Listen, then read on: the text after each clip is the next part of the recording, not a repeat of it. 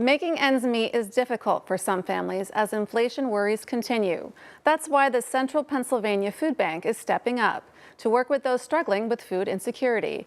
Newswatch 16's Mackenzie Aucker shows us how the results of a recent study are changing the way the food bank operates. Officials with the Central Pennsylvania Food Bank recently completed a study on hunger and food insecurity in Snyder, Union, and Northumberland counties.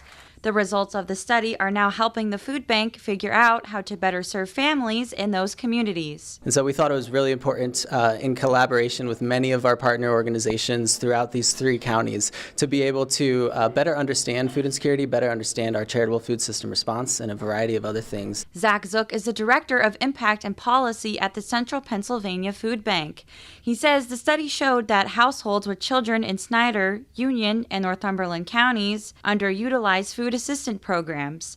Zook is hoping to change that. We also look at government programs throughout the report, like school breakfast, school lunch, SNAP. All of these things are really important for people to access the food that they need. Zook says although there are a number of food pantries in Snyder, Union, and Northumberland counties, the issue is the size of the food pantry and funding available. Charitable food demand has actually increased dramatically over the last several years, and funding hasn't really increased for state and federal programs. And so that's something that remains an opportunity for us. Zook tells us the Central PA Food Bank has been working closely in partnership with the Union Snyder Hunger Coalition and the Union Snyder Northumberland Food Access Committee.